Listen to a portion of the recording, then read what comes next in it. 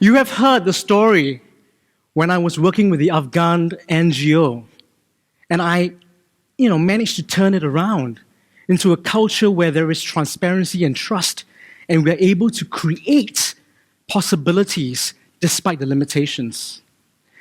You see, there were a lot of problems with the organization. And I know as business owners, CEOs, top leaders and executives like yourselves have a lot of problems in your company. Sometimes you're sitting up there in the ivory tower and you don't really know what's happening on ground. Or sometimes you can imagine that you want to drive the company forward, but no one is following you. It's like you're herding cats. Or maybe you're just frustrated with your company's sluggish growth. It's like, we're not really producing enough. We are really, very slowly moving uphill. But you see, there is a lot of drama in the story, and unless you change the drama in the story, you can't change the drama of your company's story. And as company owners and CEOs, I want you to own your company's story. You see, this is what I do with my clients. They are on this program where I teach them to own and change the story, change the script of the company's life. And there are 5 specific questions you need to ask in order to change the story. The first question is a question of when. When did your company originate? How far back can you remember?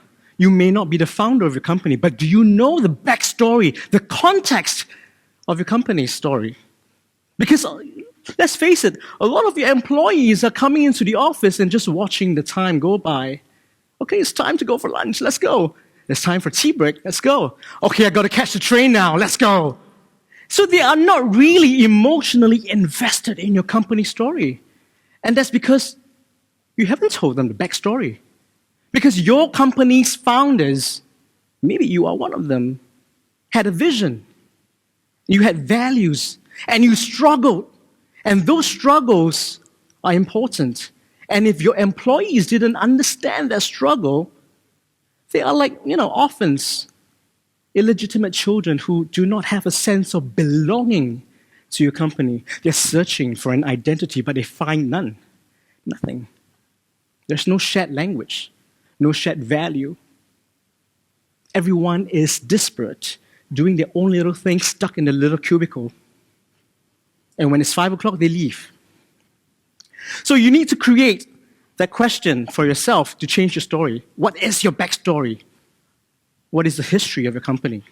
That's the context. The second question I'd like you to think about is a question on who. Who are the people, the characters in your company story? Your employees.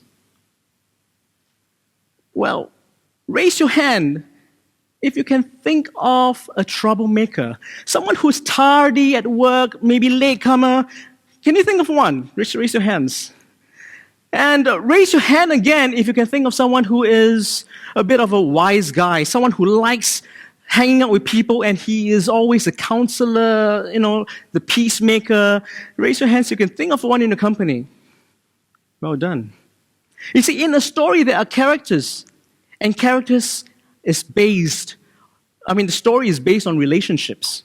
And when there are relationships, there are conflicts. Can you manage the conflicts in the company? Are you able to change the conflicts? Because if you are just looking at your company, they are probably like tearing your company apart, office politicking, gossips. Did you hear what the boss did? Oh my God, she's sleeping with him.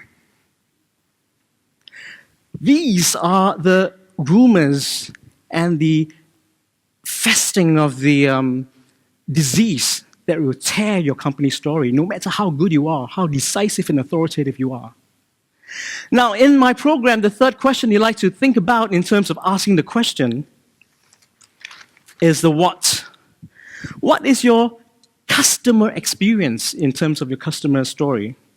Because when your customer goes through your doors, it's fine. But when they leave, what are they going to say about your company?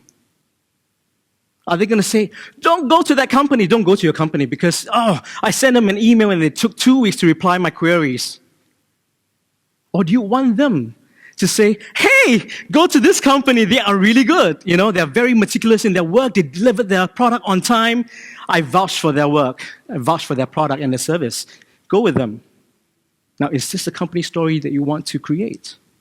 What kind of experience do you want to have for your customers?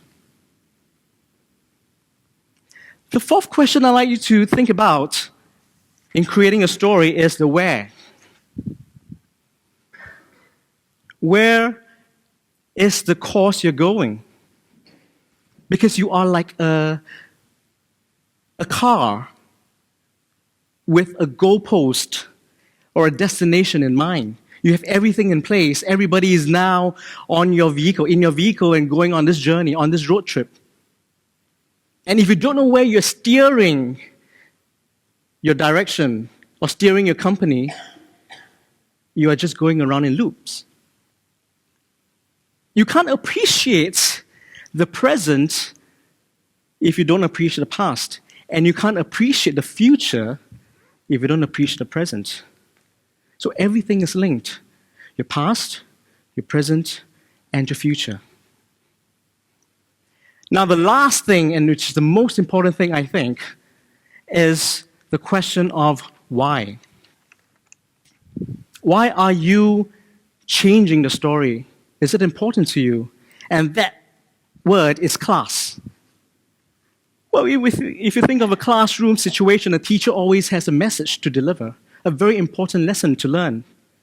And in some way, the class, the message that you want to deliver to your employees and to your partners is really the value system that underpins the story.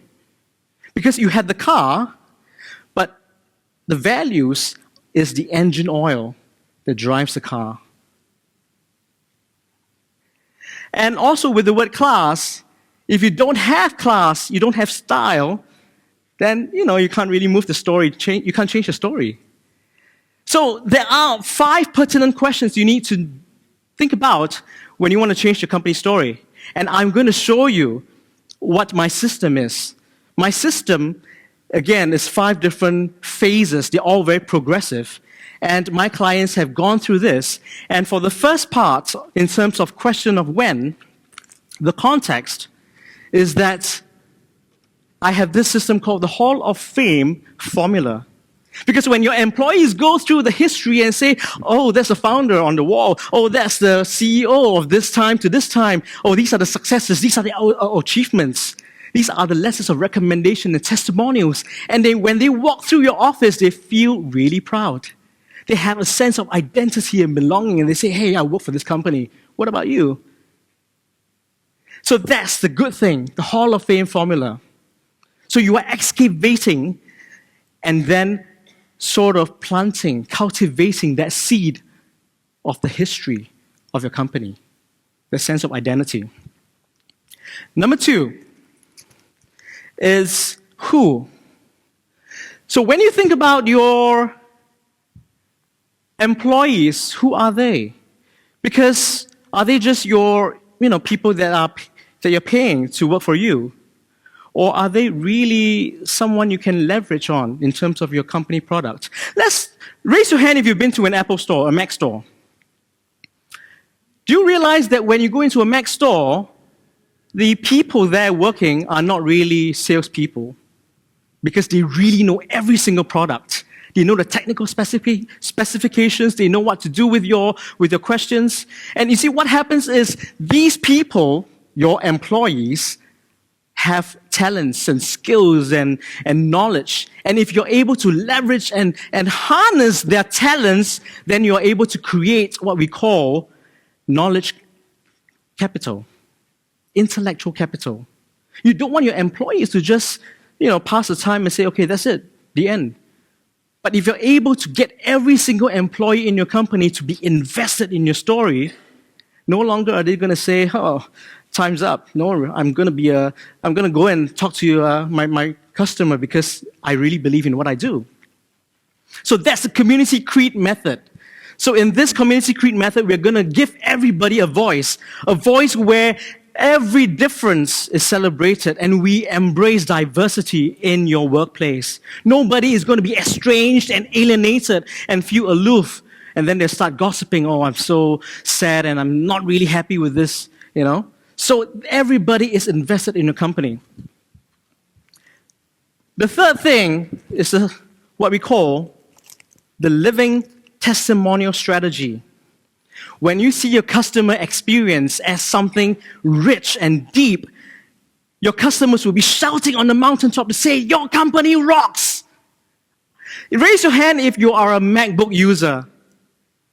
Now raise your hand if you're a PC user. Have you ever seen the MacBook people saying, once you go to Mac, you never turn back?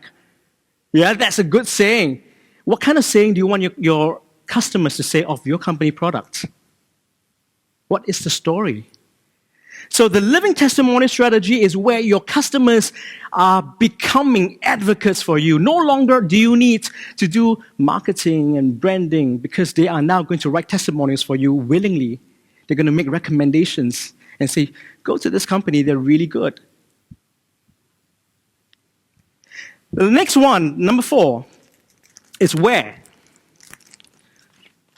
This is where your direction is, right?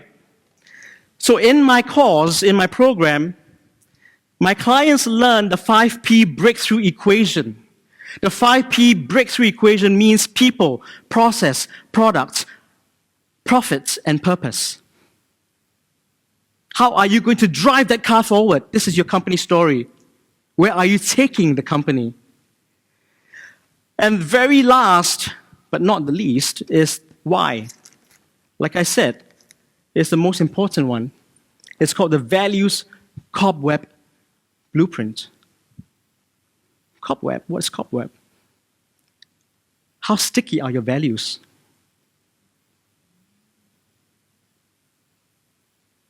Does every single person in your company embody your company values, your mission statement, and your vision? What if my value clashes with yours? Are you able to generate and get everybody together as a community? Because this is a blueprint. Sometimes your values are not going to work, and sometimes you need to go through that cobweb and clear the dust because it's just too old. So how are you going to do that? And I'm going to show that to you right after the break. But remember one thing. You need to own the story. And I'm going to repeat the phrase. If you can write it down. When you change the drama in your story, you change the drama of your story. Thank you.